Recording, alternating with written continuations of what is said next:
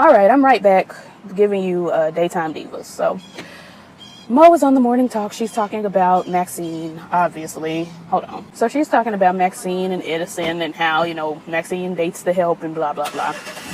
The paparazzi is outside and they're taking pictures of Edison and blah, blah, blah. Edison is coming to the awards and blah, blah, blah. They're having, the Daytime Emmys, whatever this version of the Daytime Emmys or the talk show awards is, whatever that is. Edison's coming. Sean meets with the detective, and apparently he did not kill Ted because he asked Maxine if she killed Ted. And she says she didn't. And she says, whatever's tea is tea. What I told you is what's going on. Hold on. So anyway, they picking out what they want to wear for this award show. Heather's got a clothing line. It's hideous. It's just not, it's not cute. Even Candace Cameron Bure don't wear stuff that ugly. Kibisa. We know I've renamed Kibby. I've given her a more ethnic name to go with those ethnic lips. Kibisa's sister's here. She wants to be an actress. And Kibby is like, do you actually want to be an actress, or is this something that our mother has put you up to? And Kibisa's sister, Tandy, I'm going to call her Thandie Newton. Thandie Newton says, no, this is my idea. I like going on auditions, yada, yada, yada, blah, blah, blah. And Kibisa's like, okay, well, we'll look into it. And I'm thinking this is a good idea. Kibisa, you can be over your sister in this, in this time. Like, you ain't have a big sister to watch out for you that knew the ropes already when you were doing it. So you can protect Thandie Newton. You can make sure, if something don't seem right, it don't look right, you can make sure that she doesn't go down the same paths that you did. I'm like, this sounds good. Cool, let's do it, If my sister told me today she wanted to be a hairstylist, I'd be like, all right, well, let's get into it. Let's, I will lead the way because I've already done this. But whatever, So, Kibisa invites Thandie Newton to the award show. She says she has a +1 and, you can come on with us and just grab one of these dresses. And Thandie Newton grabs Kibby's dress. And Kibby said, not that one, bitch. Grab another. That's my dress, sis. Do something else. And I thought that was adorable. So some YouTube hussy named Callie is here. And, I'm not even going to say what I was going to say. She is one of those annoying white YouTubers that, stuffs lots of, kind of like Glozell, but in white form. Because Glozell, no shade, I used to watch her way back in the day when she was funny. And then she started doing white stuff, like filling her bathtub with Fruit Loops and milk and getting in it and eating it in the bath. Oh, no, my nigga soul can't. My nigga spirit just cannot align. If I see a white person doing it, I'll say, oh, white people, that's what they do over there. But a Negro with a curly Negro Sonya Norwood wig in the bathtub eating it? Oh, no, daughter, no. But anyway, Callie's one of those girls. Hold on. So Mo is here, and Kibisa, Heather, and Nina are hiding out because they know it's going to be a showdown. Maxine, walks out, and she gives this real extra strut, and she's like, well, look what the cat dragged in, threw up, dragged in again. And Mo is giving, well, this pussy has 9 lives, blah, blah, blah. They have some banter, and, Mo asks if they miss her, and she says, oh, no, we got a new fern, it's fine. Blah. And they do all that. And then we see Mo at the hairstylist. And this scene was absolutely, completely, and totally stupid to me until we got to the end. She's at the hairstylist, and, she's like, oh, I'm glad you could fit me in, blah, blah, blah. And the girl is like, yeah, you way past due for a rebraid. I'm looking at the braids. They looked all right to me. And then I saw the stylist pull out a track. And I'm just like, what are you going to do with that track, sis? What's tea? Anyway, so she's supposed to be, fitting her in. Solange canceled and blah. And all in all, she's like, I got some tea, but don't tell nobody. And she says, the girls at the morning talk have made me an offer, and I'm probably going over there, but don't tell nobody. And, of course, the stylist immediately grabs her phone and tweets it. And so everybody shook. Here you go. Have a good one. Thank you. You too. I hope they cooked my chalupa. Because I came here the other day, and I got 2 chicken chalupas. And the chalupa bread was just raw, basically. It was basically dough. And if I open this chalupa after having waited here for a long periodically time, and find that my chalupa is uncooked, there will be hell today. Okay, so anyway. So, Callie's getting on everybody's nerves. She, is meeting the girls. She don't know who they are. And she's, hey, she's got a phone. I'm here with, at the set, at the blah, blah, blah, and I'm here with the girls, and everybody say, hey, and it's just aggravating. And she gets on the show, and she's talking about, we're doing charity, and we're donating to phoneless and homeless. Now, Heather had already plotted, because Heather always plots to get the new girl up out of here.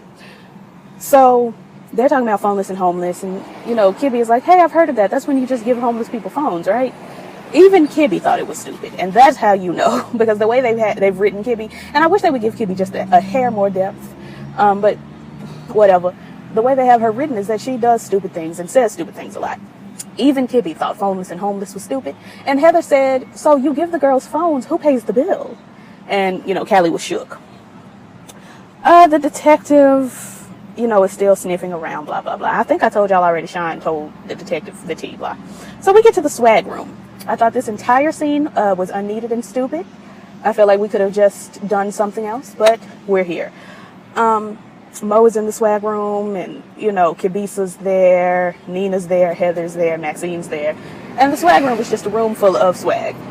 And they've got all these free gifts, and Nina, much like myself, is sitting there thinking, why are they giving free things to people that can afford it? That's always been my mindset. I never understood, but whatever, though.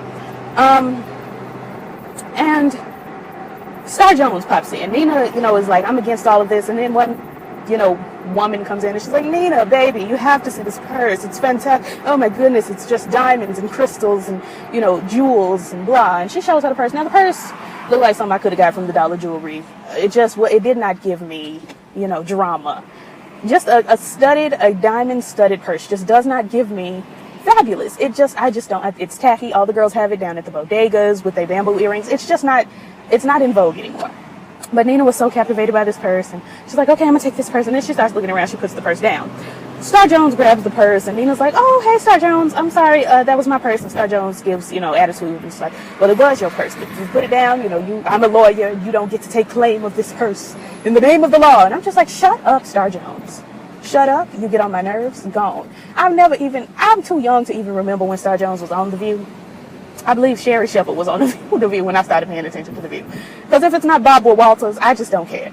And I pronounce Bob Wood the way she does out of respect. Anyway, and Star Jones hypes herself up, and she's like, I am Star Jones. I am a lawyer. I am on TV. I got books. Best-selling author. Author.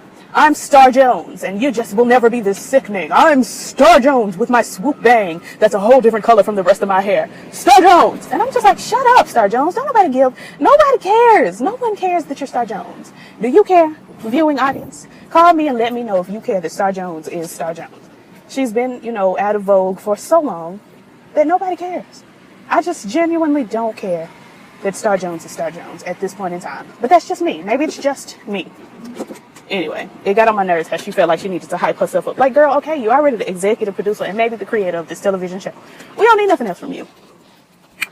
The executives want Mo back on the lunch hour, and they've heard that she's, being offered deals from the Breakfast Club or whatever that other show was over there. Whatever. Nina's getting ready to go to the function. She's got on one of her regular old Nina ensembles. And, she looks at the purse. The purse doesn't go with the dress. Now, we all know that diamonds are neutral. You can wear diamonds with any color, just about any style. She really could have just pumped it on out there like that. But she couldn't be bothered to do that. She had to change clothes. And when I tell you Nina pulled it together, she looked so great. I loved it. I wish she would look like that more often, because Kibby cannot be the only slaying hoe. Kibby and Maxine can't be the only slaying hussies, because I can't call Vanessa Williams a hoe. I just can't do it. On the show. Bring it together. Mo is a fashion cop. It's on my nerves. She's running around hollering at everybody, telling them their dress looks ugly. And I'm going to leave it right there, because I got to go back in here, finish this job. I'll come back eventually. Brad pops in.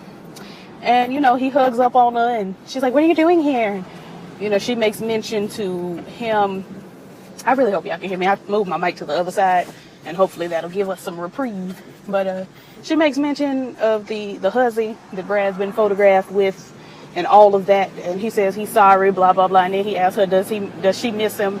And she says no, and all of this. And scooching on. Kibisa's mother pops in lieu of Tandy Newton. Tandy. And Kibisa's like, what the hell? Where is you coming from? You ain't my sister. Who is you? And what is you doing here? And what's her name? I think her mama's name is Cherie. Cherie pops in. Oh, I don't know why I'm waiting. Like, I don't have to like. Cherie pops in and is giving, she had too much homework. She couldn't go. Plus, a 15-year-old wouldn't have known how to wear this dress and blah, blah, blah. And Kibisa's like, girl, I can't be bothered with this. Let me scooch on by. So she's trying to scooch on by. And Mo stops her and she's like, Kibisa. Well, Kibby. Real ghetto, real extra. And Mo's already talking to Vance. And so Mo tries to force the Lacey from Outer Spacey reunion. And, that's your TV dad. Come talk to him. And Kibby, obviously, I don't know why the girls can't pick up on these social cues. Kibby obviously does not want to be involved with anything Vance Gordon. Anything. So Mo is like, come talk to your daddy. And Kibby's like, I got to do something else. I'm booked. And she tries to scooch on by.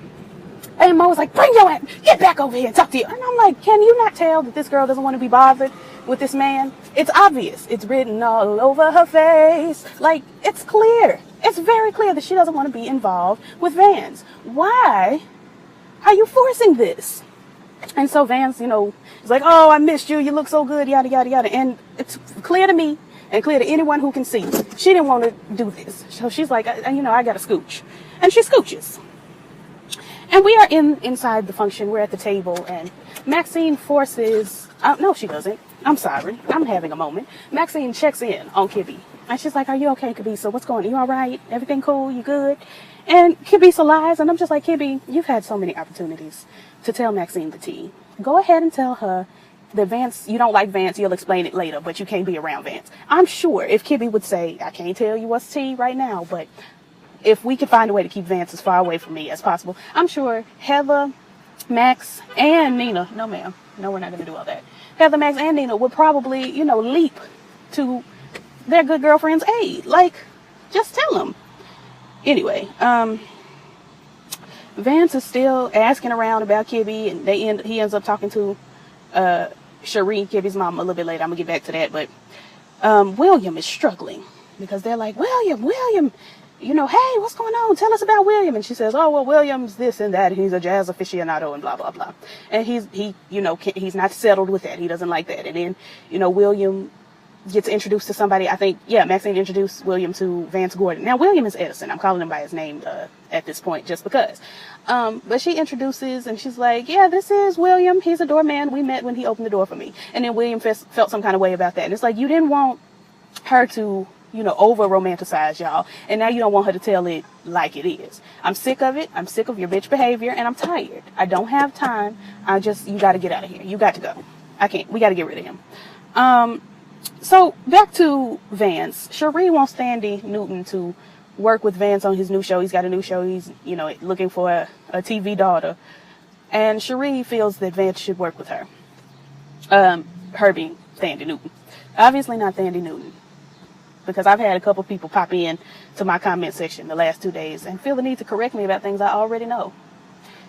Tandy is the girl I'm referring to, who is Kibisa or Kibby's sister. Are we all clear? We're all clear. Anyway, so everybody's taking pictures of the dress. The dress is Heather's dress, her Blessed by Heather line. Everybody's like, yeah, let's get a picture of the dress. Now, I knew the first time somebody said, Heather, just the dress, that, because she was like, oh, they love my dress. It's wonderful. They love it. I was like, they're going to put you on the worst dress list or something.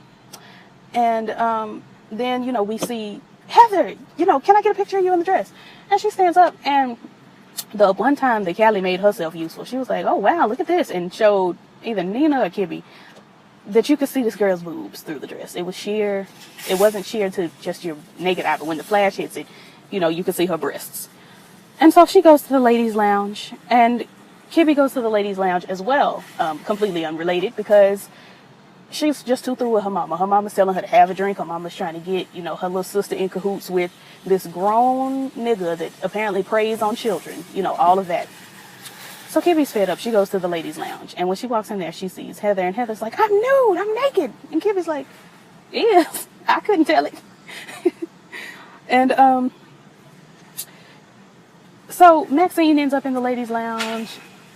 Nina's in the ladies' lounge. Nina's shook because Star Jones got on the red carpet with her and said, "Did you know that this clutch was made by slaves in Indonesia and child labor and blah, blah, blah?" And I just hate Star Jones, so it just didn't have to be done. So she's, all the girls are in the lounge. They kicking off their shoes and, having a drink and blah, blah, blah.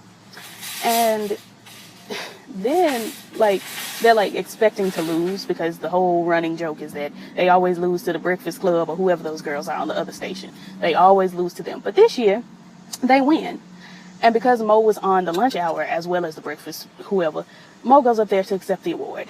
Mo gets up there and she gets mushy. She's like, Maxine hired and fired me. And, I respect her for that. And, she's a great woman. She stands up for women, da, da, da, da. And I'm saying, like, oh my goodness, maybe I've been, incorrect. Maybe, I'm just touchy.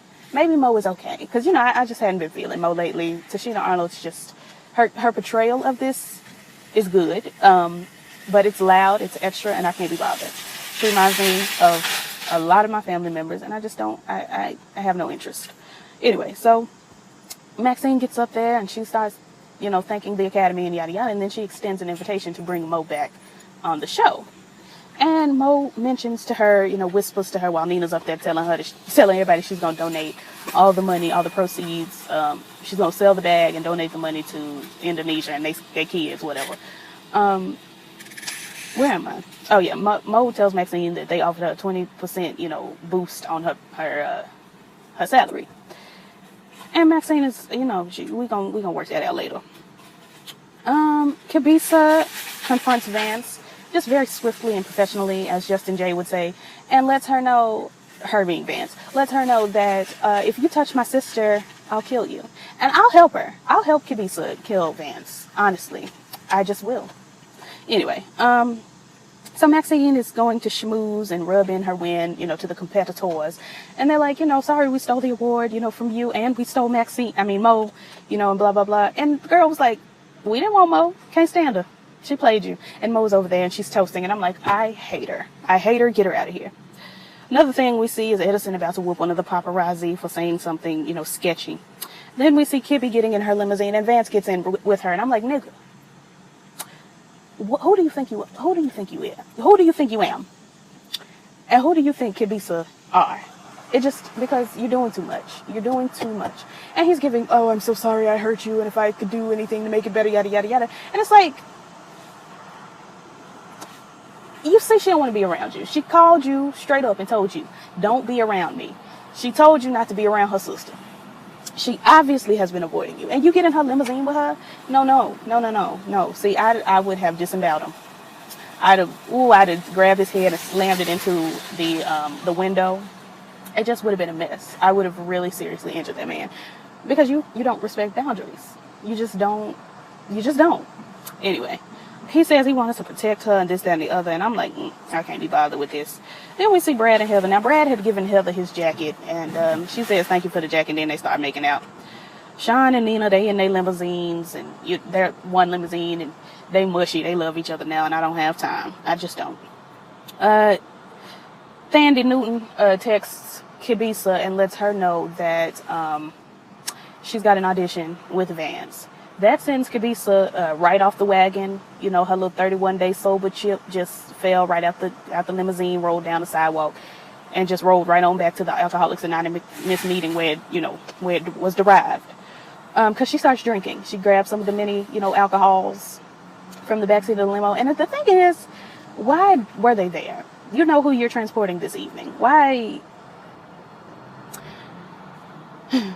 And then we have a flashback of the night that Ted died, and you see Edison standing over Ted's, deceased body, and Maxine says, we should call 911, and then you hear Edison say, no, not yet. And that's that on that. That was that was Claus. It took me 19 years to get this video done. But anyway, I'm going to present y'all with a couple more things probably tomorrow, because I've run out of sunlight. Once I get out of this grocery store, it's going to be dark, and I won't be able to give it to you. So anyway, like, comment, subscribe, all the things the YouTubers say. My information's in the description. Matea's information is in the description. And I'll see you tomorrow. Peace.